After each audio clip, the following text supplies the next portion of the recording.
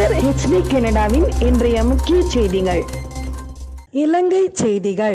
போது தொற்றுகள் ஏற்படக்கூடிய பரவக்கூடிய வாய்ப்பு இருக்கிறது. இதே நிலைமைதான் தனியார் கல்வி நிலையங்களிலும் ஒரு மாணவன் அல்லது ஒரு பிள்ளை அங்கே தாக்கத்திற்கு உட்படுகின்ற போது அதன் மூலமாகவே நான் நினைக்கிறேன் பிரதேச வலய கல்வி பணிப்பாளர்கள் சார்பிலே இன்றைய இந்த கலந்துரையாடல் டெங்குனுடைய தாக்கம் தொடர்பாக மாணவர்களுக்கும் ஆசிரியர் அரசு நிறுவனங்கள் மாவட்ட செயலகம் உட்பட மாவட்ட செயலகம் பிரதேச அவதானமின்மை உண்மையிலே அவள் யாருமே வேணுமென்று அந்த நிலைமையை எடுக்காமை காரணமாக அவ்வாறான ஏறுநிலை இருக்குமாக இருந்தால் நாங்கள் அது தொடர்புகளை தெரிவிப்பதோடு நான் நினைக்கிறேன் இந்த மாவட்டத்துடைய வளர்ச்சியிலே அல்லது மிக மிக மிக முக்கியமான ஒரு விடயமாக இருக்கிறது. கடந்த காலங்களிலே சிவப்பு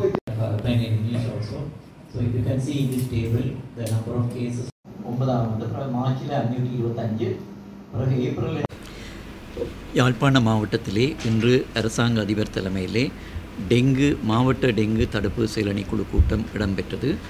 பொதுவாக யாழ்ப்பாண மாவட்டத்திலே அக்டோபர், நவம்பர், டிசம்பர், ஜனவரி, பிப்ரவரி ஆகிய மாதங்களிலே டெங்கு பரம்பல் தீவிரமடைவது வழமை. பருவப்பயிற்சி மழை ஆரம்பிக்க இருப்பதனால் அதற்கு முன்னாயத்தமாக வருமுன் காப்போம் என்ற அடிப்படையிலே இந்த டெங்கு நோயை பரம்பலை தடுக்கின்ற வகையில் இன்று இந்த கூட்டம் ஏற்பாடு செய்யப்பட்டிருந்தது. கடந்த வருடம் யாழ்ப்பாண மாவட்டத்தை பொறுத்த மட்டில் கடந்த வருடம் நவம்பர் மாதம் முதல் நவம்பர், டிசம்பர் மாதங்களிலும் இந்த வருடத்தின் ஜனவரி, பிப்ரவரி மாதங்களிலும் யாழ்ப்பாண மாவட்டத்திலே மிக மோசமான ஒரு டெங்கு நோய் பரம்பல் ஏற்பட்டிருந்தது. கடந்த வருடம் யாழ்ப்பாண மாவட்டத்திலே டெங்கு நோயுடன் 3986 நோயாளர்கள் இனங்காணப்பட்டிருந்தார்கள். கடந்த வருடம் 6 இறப்புகள் ஏற்பட்டிருந்தது. இந்த வருடம் இன்று வரையான காலப்பகுதியிலே 4947 நோயாளர்கள் இனங்காணப்பட்டதுடன் ஒரு இறப்பு இன்று வரை ஏற்பட்டிருக்கின்றது. இந்த வருடத்தை எடுத்துக்கொண்டோமானால் இந்த வருடம் ஜனவரி, பிப்ரவரி மாதங்களிலே எங்களுக்கு அதிக அளவு நோயாளர்கள் இனங்காணப்பட்டிருந்தார்கள். ஜனவரி மாதத்திலே 2816 நோயாளர்களும், பிப்ரவரி மாதத்திலே 1409 நோயாளர்களும் இனங்காணப்பட்டு, மார்ச் மாதத்திலே 525 நோயாளர்கள் இனங்காணப்பட்டு, அதற்கு பின்னர் ஏப்ரல் மாதம் முதல் செப்டம்பர் இன்றைய வரை அக்டோபர் மாதம் வரை அது படிப்படியாக குறைவடைந்து செப்டம்பர் மாதத்திலே 42 நோயாளர்கள் மட்டுமே யாழ்ப்பாண மாவட்டத்திலே இனங்காணப்பட்டிருக்கின்றார்கள். ஆனால் தற்போது பெய்ய ஆரம்பிக்க இருக்கின்ற இந்த பருவப்பயிற்சி மழைக்கு பின்னர் இந்த டெங்கு நோயின் பரம்பல் பொதுவாக அதிகரிக்க வாய்ப்பிருக்கின்றது. தற்போது நாங்கள் யாழ்ப்பாண மாவட்டம் முழுவதும் பூச்சியியல் ஆய்வு, அதாவது இந்த டெங்கு நோயின் நுளம்பு குடம்பிகளை ஆய்வு செய்கின்ற பூச்சியியல் ஆய்வு தற்போது இடம்பெற்று கொண்டு இருக்கின்றது. அந்த ஆய்வுகளை பார்க்கின்ற போது பெரும்பாலான கிட்டத்தட்ட 50 முதல் 60% வீடுகளிலே அல்லது நிறுவனங்களிலே இந்த நுளம்புகள் உற்பத்தியாகக்கூடிய இடங்கள் இருக்கின்றன. எனவே அப்படிப்பட்ட ஒரு சூழ்நிலையிலே பருவமழை பெய்ய ஆரம்பித்தால் இந்த டெங்கு நோயை பரப்புகின்ற நுளம்புகள் உற்பத்தியாகி பெருகக்கூடிய வாய்ப்பு இருக்கின்றது. அதற்கு பின்னர் டெங்கு நோயின் தீவிரமாக பரம்பக்கூடிய வாய்ப்பு இருக்கின்றது. எனவே தான் இன்றைய கூட்டத்திலே தீர்மானிக்கப்பட்டிருக்கின்றது. இன்று மாவட்ட மட்ட டெங்கு தடுப்பு செயலணி குழு கூட்டம் இடம்பெற்றது. இதற்கு அடுத்த கட்டமாக அடுத்த வாரத்திலே பிரதேச செயலாளர்கள் தலைமையிலே பிரதேச மட்ட டெங்கு தடுப்பு செயலணி குழு கூட்டங்கள் இடம்பெற இருக்கின்றன. அதுக்கு அடுத்தபடியாக கிராம மட்ட டெங்கு தடுப்பு செயலணி குழு கூட்டங்களை கூட்டி ஒவ்வொரு கிராமத்திலும் இந்த டெங்கு நோய் சம்பந்தமாக சிரமதான பணிகளை முன்னெடுத்து இந்த டெங்கு நோயை முன்கூட்டியே வருமுன் தடுக்க வேண்டும். இந்த சந்தர்ப்பத்திலே நாங்கள் பொதுமக்களுக்கு நாங்கள் ஒரு அன்பான வேண்டுகோளை விடுக்கின்றோம்.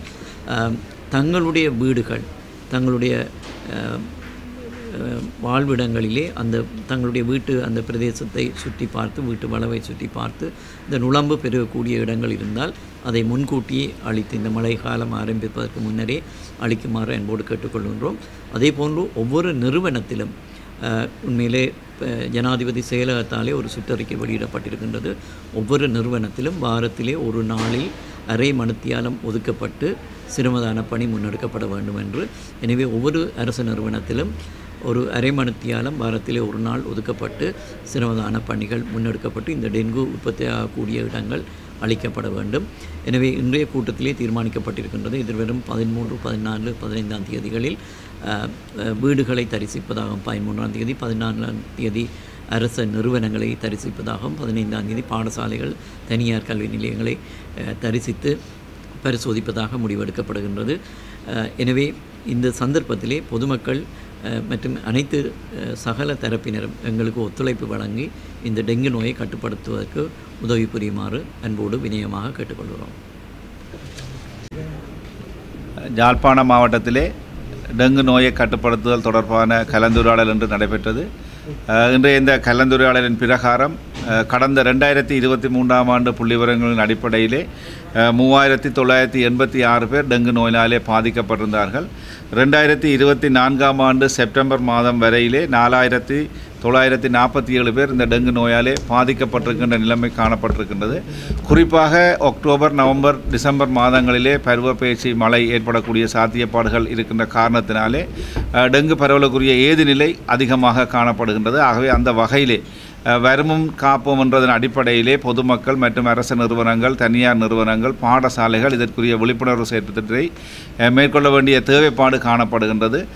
அந்த வகையிலே அனைவருடைய ஒத்துழைப்பும் கிடைக்கின்ற போதுதான் எதிர்காலத்தில் இந்த எதிர்வரும் பருவப்பெயர்ச்சி மழை காலங்களிலே இந்த டெங்கு நோயை கட்டுப்படுத்தக்கூடிய ஒரு ஏதுநிலை உருவாகும். ஆகவே அந்த வகையிலே பொதுமக்கள் உங்களுடைய ஒத்துழைப்பை முழுமையாக வழங்குமாறு கேட்டுக்கொள்வதோடு இன்றைய இந்த கலந்துரையாடலிலே வீதிகளிலே குப்பைகளை கொட்டுவது தொடர்பாக பலராலும் கருத்து தெரிவிக்கப்பட்டிருக்கின்றது. ஆகவே இதனை கொட்டுகின்ற குப்பைகளை அகற்றுகின்ற பணியை பிரதேச சபைகள், மாநகர சபை மேற்கொண்டாலும் அதனை உரிய இடங்களிலே அதனை அப்புறப்படுத்த வேண்டிய செயற்பாட்டை தரம் பிரித்து அப்புறப்படுத்த வேண்டிய செயற்பாட்டை பொதுமக்கள் மேற்கொள்ள வேண்டியவர்களாக இருக்கின்றீர்கள். ஆகவே தயவுசெய்து எதிர்காலத்திலே இந்த மழை காலம் ஆரம்பிக்கப்பட இருக்கின்ற காரணத்தினாலே பொதுமக்களுக்குரிய அந்த வினயமான கோரிக்கையாக உங்களுடைய அந்த கழிவுகளை பிரதேச சபைகளுடைய அறிவுறுத்தலுக்கு அமைவாக அகற்றுமாறு தயவாக கேட்டுக்கொள்கின்றோம். அதே வேளையிலே நாங்கள் பிரதேச சபைகளிடத்திலே, மாநகர சபையிடத்தையும் கூறியிருக்கின்றோம், உங்களுடைய கழிவுகளை நீங்கள் எவ்வாறு முகாமை செய்து என்னென்ன திகதிகளிலே அதனை எந்தெந்த இடங்களிலே பெற்றுக்கொள்ளுகின்றீர்கள் என்ற அறிவுறுத்தலை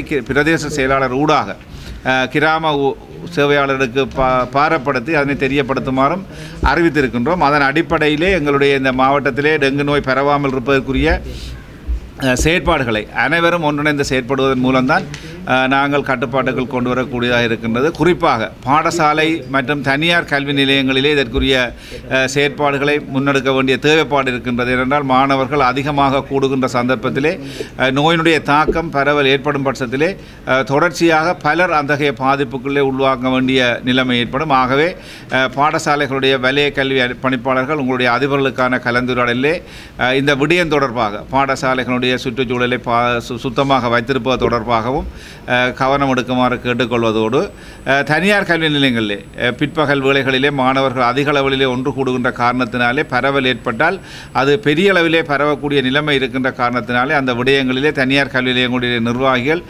மிக கவனமாக செயற்படுமாறு கேட்டுக்கொள்கின்றோம்.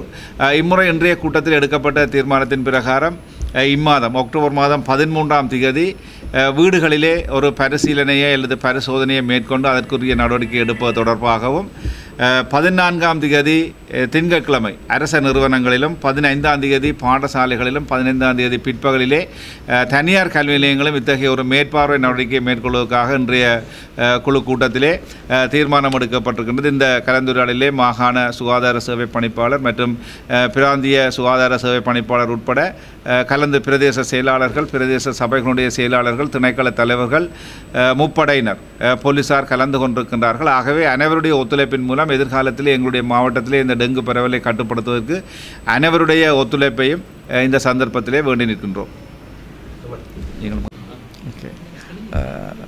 I am Dr. Saman Pathirana, Provincial Director, Northern Province. Regarding the dengue situation in Northern Province, especially in Jaffna district, last year we experienced severe outbreak from last year November up to January, February. But now the situation is under control. We as the Provincial Department of Health Service and RDHS Jaffna, we conduct weekly dengue review meeting, and based on our entomological survey information we plan the activities, and now the situation is at a manageable level, and it is the number of cases are below the last 5-year average. So that is a satisfactory situation. But still we are not very happy about the dengue control activities, because last year also we experienced number of cases increased from November onwards. So this year also we have to be very vigilant. So today we had a very fruitful discussion with the leadership of GA Jaffna district to seek the intersectoral coordination. So we have planned a lot of activities, and we will be implementing these activities next week onwards, and probably we will see very successful program in very near future, and we hope we could control the situation during this year. Thank you.